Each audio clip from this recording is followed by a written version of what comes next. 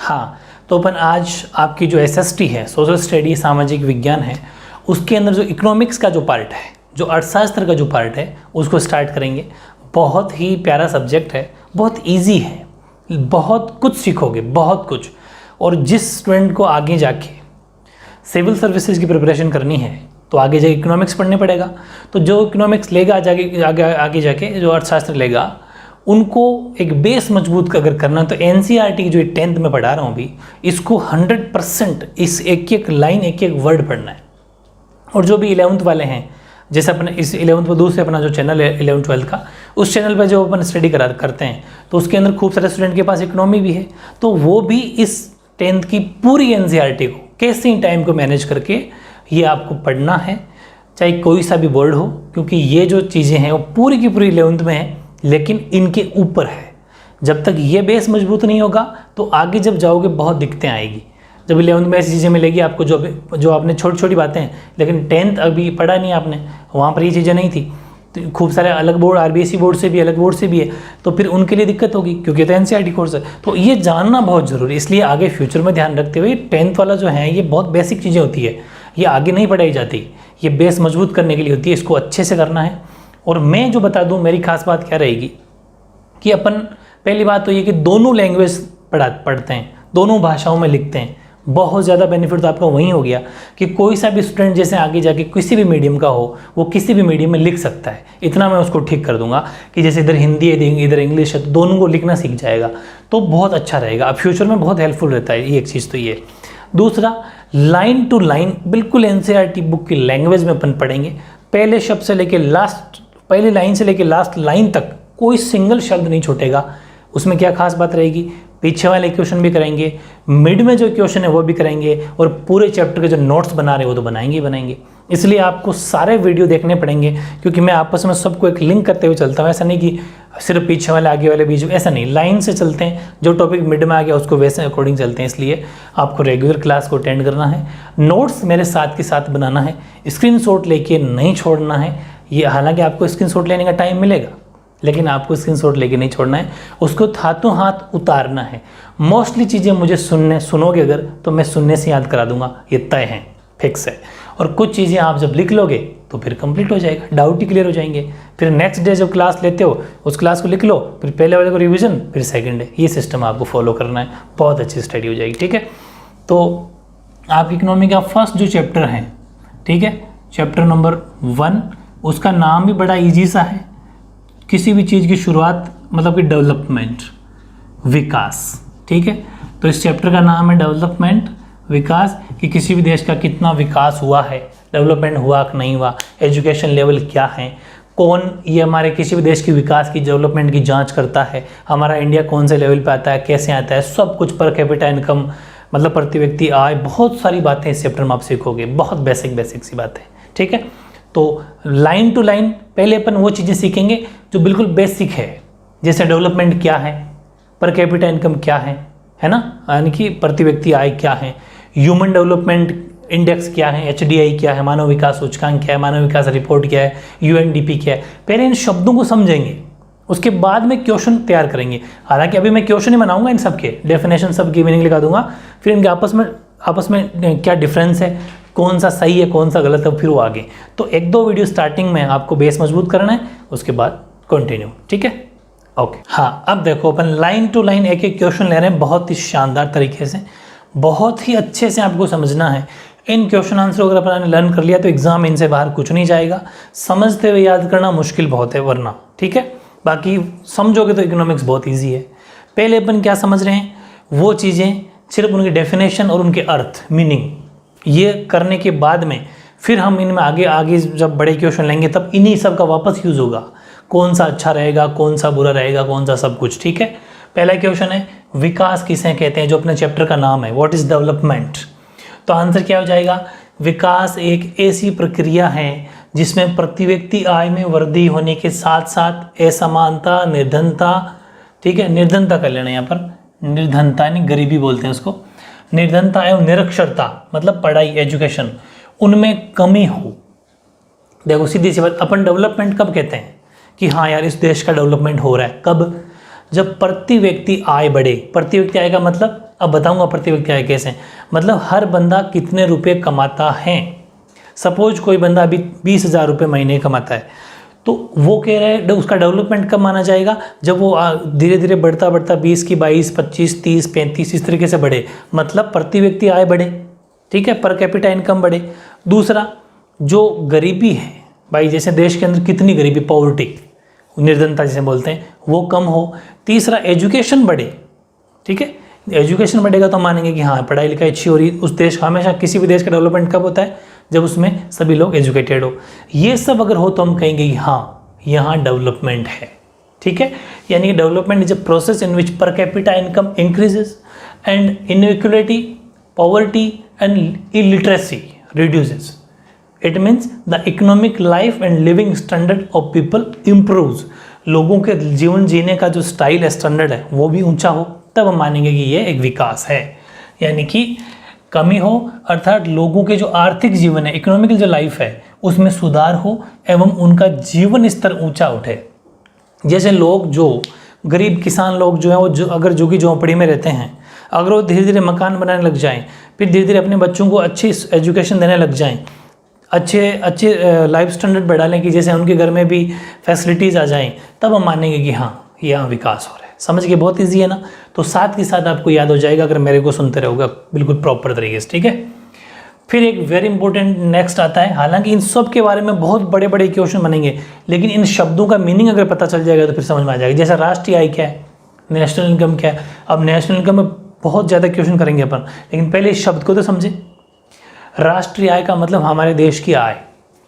हमारे देश की आय कैसे निर्धारित होगी कि हमारे देश में जितनी भी इकोनॉमिक एक्टिविटी होती है, जितनी भी आर्थिक गतिविधियाँ होती है, कितने का सामान अपने बेचा, कितने का लिया, वगैरह वगैरह, सब जोड़ जाड़ के उन सब का मौद्रिक मूल्य, उन सब का मॉनेटरी वैल्यू जो होती है, उन सब की एक्यूरेट प्लस माइनस कर कर आके, मॉनेटरी वैल्यू मतलब प्लस माइनस घटाकर जो करके पूरे बाजार में मूल्य को देख देख के वो जो होती है वो नेशनल इनकम होती है। उसका फॉर्म आगे फिर मैं बताऊंगा कि किसी समय अवधि में, समय अवधि का मतलब यहाँ पर मतलब ये है कि टाइम पीरियड, एक वर्ष, एक वित्तीय वर्ष। ध्यान रखना, एक वित्तीय वर्ष, किससे, हमारे देश का जैसे एक वित्तीय वर्ष होता है, फाइनेंशियल ईयर होता है, ठीक है। वो कहाँ से होता है, वो होता है 1 अप्रैल, ध्यान समझना, से लेके 31 मार्च, मतलब कि पूरे 12 महीने हो गई, 1 साल हो गई। इस पूरे टाइम पीरियड एक्यूरेट है, ध्यान रखना, 1 अप्रैल से 31 मार्च, ये हमारे देश का फाइनेंशियल ईयर वित्त वर्ष है। इसके अंदर अपने पूरे साल भर में कितनी जो हमारी गुड्स बेचे, खरीदे, सब पूरी आर्थिक एक्टिविटी जितने भी है, इकोनॉमिक एक्टिविटी, आर्थिक गतिविधियाँ, उन सब का जोड़ राष्ट्रीय आय कहलाता है, ठीक है। और बता दूं आगे, यानी कि किसी समयावधि में एक अर्थव्यवस्था में उत्पादित वस्तुएं और सेवाओं में कुल प्रवाह, मतलब कितना बेचा लेने, जितना, उनका सबका मौद्रिक मूल्य, मॉनेटरी वैल्यू, राष्ट्रीय आय कहलाता है। The monetary value of all final goods and services produced in a definite period in economy is known as national income. वो हमारे देश की राष्ट्रीय आय कहलाती है, ठीक है। इजी, हालांकि इसके बारे में बहुत कुछ पढ़ेंगे आगे, अभी सिर्फ डेफिनेशन, इसका मीनिंग है ये समझ में आ गई कि हमारे देश में पूरी गुड्स एंड सर्विसेज का सम, उन सब का मॉनेटरी वैल्यू। नेक्स्ट है प्रति व्यक्ति आय, पर कैपिटा इनकम क्या है। इसके दूसरा नाम ये भी है, औसत आय, एवरेज इनकम। दोनों की डेफिनेशन सेम है, दोनों का मतलब एक ही, पर कैपिटा इनकम बोल दो चाहे एवरेज इनकम बोल दो, ठीक है। आंसर क्या होगा कि the total income of the country divided by its population is called पर कैपिटा इनकम। पूरे देश की जनसंख्या, कुल आय को कुल जनसंख्या से भाग देकर निकाला जाता है, तो उसे प्रति व्यक्ति आय या फिर औसत आय कहते हैं, या फिर आप यहाँ इंग्लिश वाले यहाँ लिख देते हो, या फिर आर कॉल्ड एवरेज इनकम, ठीक है। पर कैपिटा इनकम या फिर एवरेज इनकम। अब इसका फॉर्मूला क्या है, जो मैंने बोला वो फॉर्मूला भी लिखना है, ऐसे क्वेश्चन आगे सोल्व करेंगे अपन। अभी सिर्फ डेफिनेशन तैयार करें 1122 मार्क्स में। पर capita income formula, national income, जो ये राष्ट्रीय आय जो हमारी निकलेगी देश की, वो क्वेश्चन में मेंशन होगी। अगर आपका ऐसा क्वेश्चन आता है कोई न्यूमेरिकल टाइप, तो उसमें आपको एक एग्जाम्पल दे रखा होगा कि किसी देश की नेशनल इनकम सपोज 10,000 रुपये है, एग्जाम्पल ले लेता हूँ मैं, सपोज 10,000 रुपये, ऐसे एग्जाम्पल ही है। राष्ट्रीय आय मान लेते हैं 10,000 रुपये, और टोटल पॉपुलेशन, कुल जनसंख्या अपन मान देखो, हालांकि अपनी जनसंख्या 138 या 130 करोड़ के करीब है हमारी देश की पॉपुलेशन अभी, जो हालांकि 2000 ये भी सर्वे कंप्लीट आया नहीं है, लेकिन मैं बता रहा हूँ अभी अपन ऐसे राउंड फिगर में ले रहे हैं कि 10,000 सपोज राष्ट्रीय आय हमारे देश की, मान के चला हूँ एग्जाम्पल, और कुल जनसंख्या सपोज अपन ले लेते हैं 100 समझने के लिए, तो 2 जीरो से 2 जीरो कट गई, पीछे क्या बचे 100 रुपये पर कैपिटा इनकम हो गई। इसका मतलब ये हुआ कि हर बंदा 100 रुपये कमाता है, ये पर कैपिटा इनकम ऐसे निकलती है। हालांकि वैल्यू मैंने छोटी ले ली, बड़ी वैल्यू ऐसे निकाली जाती है कि पूरी राष्ट्रीय आय उसमें जनसंख्या का भाग दिया जाना, पॉपुलेशन का, ये एक एवरेज है। अब आप खुद सोचना इस बात में, क्या ये एक्यूरेट है? क्या एक्यूरेट नहीं है। कैसे कि इसके अंदर कुछ लोग ऐसे भी हैं जो 5 रुपये कमाते हैं, एग्जाम्पल ले रहा हूँ, मैंने 5 थोड़ी कमाते हैं, लेकिन एग्जाम्पल ले रहा हूँ। अपने क्या निकाला कि हर आदमी 100 रुपये कमाता है। कितने लोगों में? 100 लोगों में। 100 लोग थे, 10,000 रुपये टोटल पैसे थे, तो हर पर कैपिटा इनकम का मतलब हर व्यक्ति कितना कमाता है, तो 100 रुपये कमाता है। क्या ये एक्यूरेट है? क्या नहीं। कोई 500 भी कमाता है, कोई 1000 कमाता है, कोई 80 कमाता है, कोई 60 कमाता है, लेकिन ओवरऑल सबको जोड़ के मतलब एक एवरेज निकाला है। अब ये कितना सही है कितना गलत है ये अपन आगे पढ़ेंगे, लेकिन पहले इसका मीनिंग जानना है आज, समझ गए? ये बात है मेरा कहने का मतलब ये है। तो चलो ये डेफिनेशन होगी। नेक्स्ट है, बहुत बढ़िया क्वेश्चन, कौन से संकेतक विकास का सबसे महत्वपूर्ण मापक माने जाते हैं? Which indicators is considered to be the most important measure of development, मतलब विकास के सबसे अच्छे इंडिकेटर्स किसको माना जाता है किसी भी देश के? तो आपका आंसर क्या होगा? पर कैपिटा इनकम, इसको भी अच्छा माना जाता है। प्रोडक्टिविटी, कि देश में प्रोडक्टिविटी कितनी हो रही है, उत्पादकता कितनी हो रही है, किसी चीज़ों की नई नई कितना प्रोडक्टिविटी है, और लोगों का लिविंग स्टैंडर्ड कैसा है, ठीक है, लोग कैसे रह रहे हो। HDI अभी आगे बताऊंगा, ह्यूमन डेवलपमेंट इंडेक्स होता है, ठीक है, मानव विकास सूचकांक, आगे बताएंगे, इसके बारे में बात करेंगे। ये सब major indicators to measure development, ये विकास को नापने के सबसे बेस्ट। अगर 1 मार्क्स में क्वेश्चन आता है तो सीधा लिखना है कि प्रति व्यक्ति आय, उत्पादकता और लिविंग स्टैंडर्ड का मतलब जीवन स्तर इंसान का कैसा है वो, और HDI, इन सब को देखा जाता है। किसी भी देश की अगर अपन को उसका डेवलपमेंट देखना है तो हम उसमें क्या देखेंगे कि इस देश में पर कैपिटा इनकम कितनी है, हर व्यक्ति कितना कमा रहा है, उसकी लिविंग स्टैंडर्ड कैसा है, उस देश में प्रोडक्टिविटी मतलब उत्पादन कितना हो रहा है, या फिर कहीं विदेशों से मांग के ले रहा है, ये सब अपन देखेंगे। और HDI आगे बता दूंगा, ये सब अपन देखेंगे कि तब पता, ये अगर अच्छे हैं तो हम कहेंगे कि हाँ ये इस देश में विकास हो रहा है। समझ में आ गई? नेक्स्ट क्वेश्चन इसी से रिलेटेड, इसलिए मैंने जानबूझकर से पास में लिखा कि विकास का सबसे अधिक, ध्यान से समझना, सबसे अधिक और उपयुक्त मापदंड कौन सा है? या फिर ये क्वेश्चन आया हुआ है बोर्ड के अंदर, अथवा 2 या 2 से अधिक देशों के विकास की तुलना का उपयुक्त माप क्या है? अगर अपन को या तो विकास का सबसे बेस्ट कौन सा है, या फिर आपसे ये पूछा कि डेवलपमेंट का 2 देशों के बीच में अगर अपन को कंपैरिजन करना है तो कौन सा है? पर कैपिटा इनकम।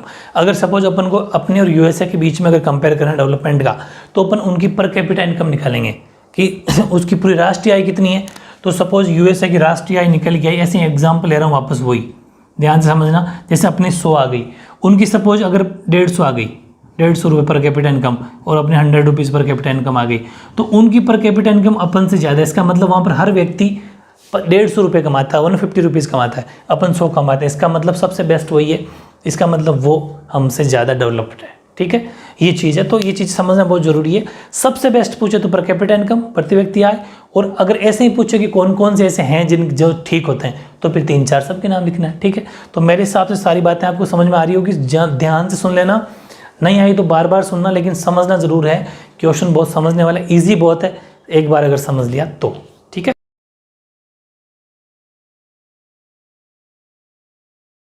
हाँ, तो इसी तरह से नेक्स्ट क्वेश्चन देखो अपने, बहुत बढ़िया बढ़िया क्वेश्चन है, लाइन टू लाइन नोट्स है, साथ के साथ याद करना है, रेगुलर आपको वीडियो मिलते रहेंगे। जैसे क्वेश्चन है छठा कि मानव विकास सूचकांक क्या है अथवा HDI क्या है। एक ही बात है, HDI बोल दो चाहे मानव विकास सूचकांक। HDI का मतलब ह्यूमन डेवलपमेंट इंडेक्स, यानी कि HDI भी नाम आ सकता है हिंदी में भी, तो ध्यान रखना, इसलिए मैं लिख दिया शॉर्ट में। What is human development index, यानी HDI क्या है। अगर ये आ जाए, अभी मैंने पहले बात भी करी थी HDI क्या होता है, तो देखो ये कोई ज़्यादा वो स्पेशल बात नहीं है। मानव विकास सूचकांक, HDI का मतलब मानव विकास सूचकांक, यहाँ से स्टार्ट करना है कि ये विश्व के देशों में विकास स्तर को समझने व तुलना करने में सहायक होता है। ये एक इंडेक्स है जो विश्व पूरे देश के, संसार में जो देश हैं उनके अंदर उनका जो जीवन स्तर है, उनके स्तर को समझना, मतलब कि उनका कितना कितना डेवलपमेंट हो रहा है। जैसे भारत का कितना डेवलपमेंट हो रहा है, ये क्या एक रिपोर्ट लेता है UNDP। एक अभी बताऊंगा UNDP क्या है, कि यूनाइटेड नेशंस डेवलपमेंट प्रोग्राम है एक UNDP, जो संयुक्त राष्ट्र संघ का एक ऐसा मान लो कि संयुक्त राष्ट्र संघ के द्वारा उसको चलाया जाता है। वो सभी पूरे संसार के ऊपर कंट्रोल करता है और सभी देशों से विकास रिपोर्ट लेता है कि किस देश में एजुकेशन के मामले में क्या सुधार हैं। हर साल लेता है, ठीक है। किस कंट्री के अंदर एजुकेशन ज़्यादा पीछे चलता जा रहा है, या फिर पॉवर्टी कितनी है, पॉवर्टी मतलब गरीबी कितनी है, निर्धनता कितनी है, वो सब पूरे रिपोर्ट लेता है। वैसे ही एक इंडेक्स है, ये भी इस इंडेक्स में भी देश में पता चलता है कि भारत कौन सी पोजीशन पे है डेवलपमेंट में, ठीक है।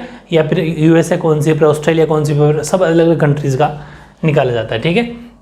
यानी कि helpful in comparing and understanding, compare करने का तो काम आता है कि भारत कौन से लेवल पे है या फिर अदर कंट्री कौन से लेवल पे है। The level of development of countries of the world, ठीक है। देशों की तुलना होती है, जैसे कि कौन सा सबसे बेस्ट है, वो हर साल चेंज होते रहते हैं। कभी भारत ऊपर उठ जाता है, हो सकता है 1-2 पोजीशन नीचे आ जाए ऐसे, ठीक है। और जैसे कि एग्जाम्पल इट मीन्स, जैसे कि लॉन्ग एंड हेल्दी लाइफ होनी चाहिए, वही देखेगा कि लंबे और एक सुरक्षित जीवन हो, एक है ना, बीमारी ना हो, ज़्यादा बीमार ना हो, इसको भी नापेंगे, वो मेजर करेंगे। दूसरा एजुकेशन का क्या लेवल है, डिसेंट स्टैंडर्ड ऑफ लिविंग, जीवन जीने का स्तर क्या है लोगों का। ये 3-4 मुद्दे ऐसे हैं जिनको SDI नोटिस करता है। अगर ठीक लगा तो उसकी रैंक बढ़ जाएगी, कम तो रैंक डाउन हो जाएगी, ठीक है। यानी कि अर्थात स्वस्थ जीवन होना चाहिए, शिक्षा और स्वास्थ्य जीवन स्तर, ये सब वो नोटिस करते हैं। समझ में आ गया। SDI एग्जाम में मोस्टली क्या पूछा जाता है, SDI की फुल फॉर्म पूछ जाती है। अभी तक बोर्ड में 2-3 बार पूछ लिया। HDI की फुल फॉर्म क्या है, ह्यूमन डेवलपमेंट इंडेक्स। या फिर ये भी पूछा जाता है कि एक्चुअली SDI का क्या यूज़ है। तो यूज़ ये है कि जो विश्व में जो देश हैं उनके आपस में डेवलपमेंट के लेवल को चेक करने के लिए SDI काम आता है, बस, ठीक है। अगला, आर्थिक विकास क्या है, व्हाट इज इकोनॉमिक डेवलपमेंट। ये 3-4 तरह के डेवलपमेंट है। एक तो only development, economic development, human development, इन सब को डिफरेंट डेफिनेशन है, मामूली चेंजेस है। और इन सब के बारे में बड़े क्वेश्चन आगे बनेंगे कि इसमें क्या फ़र्क है, क्या अंतर है, बेसिकली वो आगे बढ़ेंगे पर। लेकिन अभी उनके शब्दों के, उन वर्ड्स को जान लिया जाए, ठीक है। ये और 1 मार्क्स में सीधे क्वेश्चन पूछे गए हैं ये, इसलिए मैं आपको अलग से करा रहा हूँ। आर्थिक विकास क्या है, आर्थिक विकास एक सतत प्रक्रिया है। सतत मतलब कंटिन्यू चलने वाली प्रोसेस है, जिसके द्वारा नेशनल इनकम यानी कि राष्ट्रीय आय और पर कैपिटा इनकम यानी कि प्रति व्यक्ति आय में दीर्घकालीन और निरंतर वृद्धि होती रहती है। हम इकोनॉमिक, आपको जहाँ पर भी शब्द दिख जाए उसका मतलब वो पैसे टकों की बात कर रहा है, समझ में आ गई। यानी कि इसका मतलब ये वो इनकम की बात कर रहा है, समझ गए। तो इकोनॉमिक डेवलपमेंट भी वही है, इकोनॉमिक डेवलपमेंट जिसमें पैसों का पर कैपिटा इनकम, मतलब एक तो राष्ट्रीय आय बढ़े, मतलब पैसा का कौन सा, पूरे देश की इनकम। भाई राष्ट्रीय आय का मतलब पूरे देश की इनकम, एक पर कैपिटा इनकम, प्रति व्यक्ति आय का मतलब पर कैपिटा इनकम, हर बंदा कितना कमा रहा है। तो दोनों ध्यान रखना, सिर्फ 2 याद रखनी है आर्थिक विकास के अंदर, नेशनल इनकम यानी राष्ट्रीय आय और पर कैपिटा इनकम यानी प्रति व्यक्ति आय निरंतर कितनी बढ़ती जा रही है तो आर्थिक विकास हो रहा है, कम होती जा रही है तो इकोनॉमिक डेवलपमेंट कम हो रहा है, नहीं हो रहा, समझ गए बस। तो economic development is a long term and continuous process, चलती रहती है, हर साल इसकी रिपोर्ट आती है, ठीक है। बताऊंगा रिपोर्ट क्या है, नीचे आएगा वो भी। In which national income and per capita income increases, इसके अंदर नेशनल इनकम और पर कैपिटा इनकम इंक्रीज होती है तो हम कह देंगे कि हाँ भाई इकोनॉमिक डेवलपमेंट, आर्थिक विकास हुआ है, ठीक है। नेक्स्ट, एक है मानव विकास क्या है, व्हाट इज ह्यूमन डेवलपमेंट। मानव विकास क्या है, अब नाम में वहाँ पर आर्थिक विकास था, मतलब पैसों, मतलब कंफ्यूज मत हो ना, मेरे साथ याद हो जाइए अभी के भी। वहाँ तो इकोनॉमिक मतलब पैसा, ह्यूमन मतलब इंसान का विकास कब माना जाता है, तो वो देखो कि ये है लोगों की इच्छाओं, ध्यान से समझना, इच्छाओं और उनके जीवन स्तर में वृद्धि लाने की एक प्रक्रिया है, ताकि जो उनका उद्देश्य है, जो उनका लक्ष्य है, वो और उनकी जो लाइफ है वो एक सक्रिय जीवन जी सके। ये है, सीधी सी बात है कि एक तो उसका जीवन स्तर, हर कोई उसकी जो लिविंग स्टैंडर्ड है भाई, जैसे कि मैंने आपको एग्जांपल दिया था कि जो भी झोंपड़ी पट्टी में रहते हैं उनकी प्रोसेस नेक्स्ट टाइम अगर वो मकान बना के रहने लग जाए और प्रोसेस उनके घर में लाइट लग जाए, AC लग जाए, फैन लग जाए, मतलब एक सिस्टम मतलब TV लग जाए, ये जो प्रोसेस मतलब उनका सुधार, उनके पास गाड़ी हो, धीरे धीरे जो ये सुधार हो रहे हैं, इसका मतलब इंसान डेवलपमेंट, और ना बीमारी हो उसके पास में, एजुकेशन भी हो उसके पास में, बीमारी ना हो, ये सब। It is a process which fulfils the needs and desires of people so that they can live motivated and active life, एक अच्छी ज़िंदगी जिसके बिना बीमार के, और जो उनका मोटिवेटेड मतलब जो उनके उद्देश्य हैं जो भी उनको पूर्ति हो जाए, जो उनका लक्ष्य है वो मिलता रहे। भाई जैसे कोई भी एक इंसान की ये लक्ष्य रहता है कि मुझे एक अच्छा सा घर हो, खाने के लिए रोटी मिल जाए, बच्चों के लिए अच्छी एजुकेशन मिल जाए, ये सब उनके लिए ज़िंदगी का एक उसूल होता है। वो अगर मिलता रहे तो ठीक है, ठीक है। लेकिन यहाँ की बात की जाती है, सिर्फ दो ही चीज़ याद रखनी है, ध्यान रखना, कन्फ्यूज मत हो जाना। वहाँ पर सिर्फ पैसों की बात है, इनकम की बात है, नेशनल इनकम और पर कैपिटा इनकम, पर राष्ट्रीय आय और प्रति व्यक्ति आय। लेकिन यहाँ पर आय का कोई मुद्दा नहीं है, यहाँ पर इंसान से रिलेटेड बातें हैं।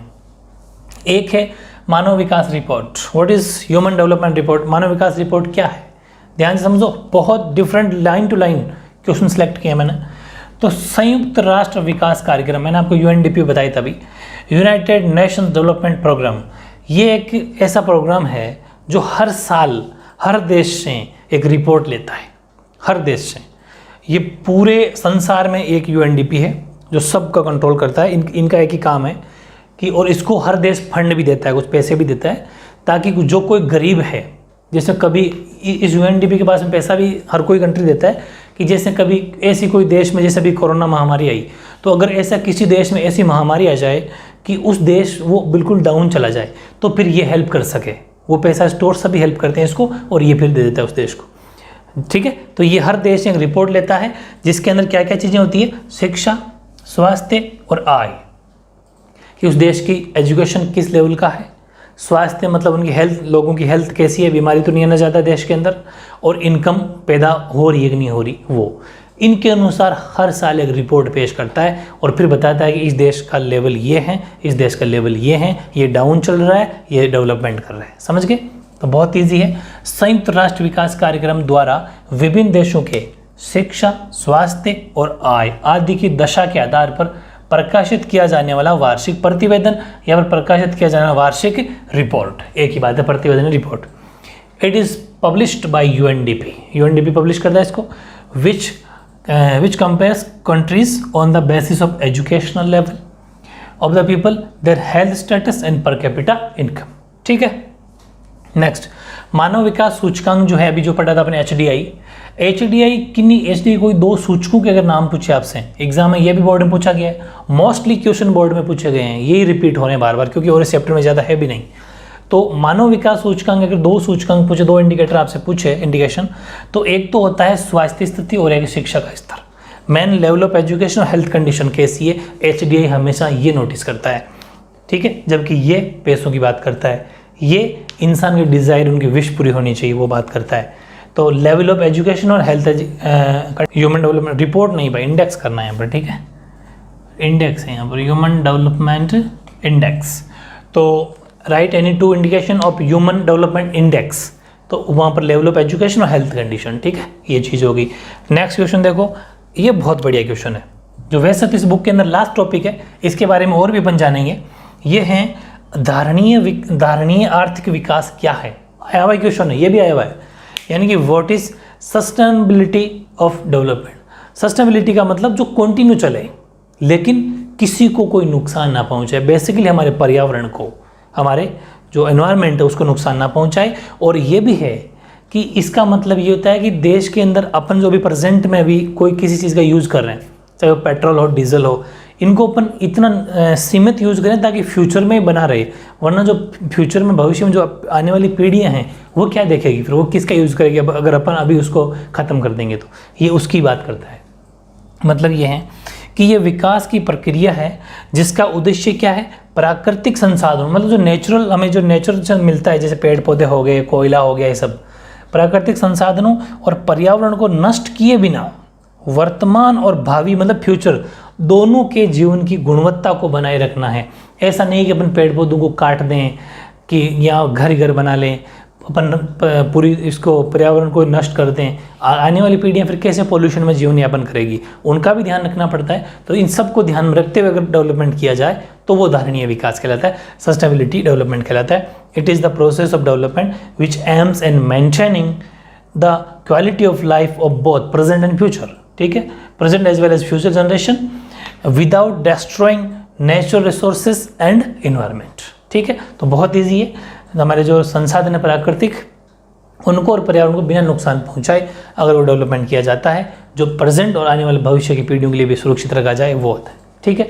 अब एक बहुत बढ़िया क्वेश्चन है लास्ट 12वां, ये फुल फॉर्म को हल्के में मत ले लेना, फुल फॉर्म बहुत बार पूछी गई है, ठीक है। तो जितनी इस चैप्टर में फुल फॉर्म हो सकती है चारों मैंने लिख दी, ठीक है। एक HDR, BMI, UNDP और HDI। ध्यान से समझना है, इधर इंग्लिश में लिखी इधर हिंदी में लिखी हुई है। हिंदी वालों को तो हिंदी में लिखना है। HDR का मतलब, H का मतलब ह्यूमन डेवलपमेंट रिपोर्ट, मानव विकास रिपोर्ट, हिंदी वालों को हिंदी में याद करना है। BMI मतलब, BM का मतलब बॉडी मास इंडेक्स, शरीर द्रव्यमान सूचकांक। नेक्स्ट है UNDP, United Nations Development Programme, संयुक्त राष्ट्र विकास कार्यक्रम। HDI, ह्यूमन डेवलपमेंट इंडेक्स, मानव विकास सूचकांक। हिंदी वालों को हिंदी में याद करना है, इंग्लिश वालों को हिंदी में, इंग्लिश में, दोनों जैसा लैंग्वेज में उसमें अनुसार लिख के आना है, ठीक है। लेकिन फुल फॉर्म को बार बार रिवाइज करोगे तो वैसे ही याद हो जाएगी, ये बहुत ज़रूरी है। तो अभी अपन ने ये HDR पढ़ लिया, BMI नहीं पढ़ा, HDI पढ़ लिया, और UNDP तो एक प्रोग्राम है, ये तो एक ऐसा मान लो एक संस्था इंस्टीट्यूशन है, तो इसको तो कुछ पढ़ने की जरूरत नहीं है। ये तो एक ऐसा मान लो एक स्कूल है, इंस्टीट्यूशन है जो रिपोर्ट पेश करता है। अब है BMI, body mass index. Body mass index का मतलब किसी इंसान की लेंथ और उसके वजन के अनुसार नापा जाता है। BMI भी अपन पढ़ेंगे, वीडियो ज़्यादा बड़ा ना बने, आज के लिए इतना ही पढ़ेंगे अपन, नेक्स्ट वीडियो में पढ़ेंगे बाकी। नेक्स्ट क्लास में छोटी छोटी क्लास लेने के पीछे 2 रीज़न है। एक कि आप रेगुलर स्टडी करते रहो, ठीक है, ताकि आपको, क्योंकि हर सब्जेक्ट पढ़ना होता है तो एक शेड्यूल बना रहे, टाइम टेबल फॉलो होता रहे। दूसरा, ज़्यादा थ्योरी होती है तो फिर बोर से हो जाते हैं, तो वो भी नहीं होना चाहिए। दोनों बातें बनी रहे कि बोरिंग फील भी ना हो, बोरियत फील भी ना हो, और अपना जो टाइम टेबल हर सब्जेक्ट का आपने शेड्यूल बना रखा है घंटे 1.5-2 घंटे का, वो भी फॉलो होना चाहिए। और पता ही नहीं चलेगा कि एक दिन, जैसे अब नेक्स्ट जो क्लास आएगी ना, तो आपको इसको एक बार रिवीजन करना है, फिर नेक्स्ट को याद करना है, फिर रिवीजन करना है, फिर ऐसा रोजाना रिवीजन, फिर संडे को पूरे चैप्टर का रिवीजन, फिर आपका टेस्ट हो जाएगा। तो जो भी दिक्कत होगी दूर हो जाएगी, ठीक है ना। ओके।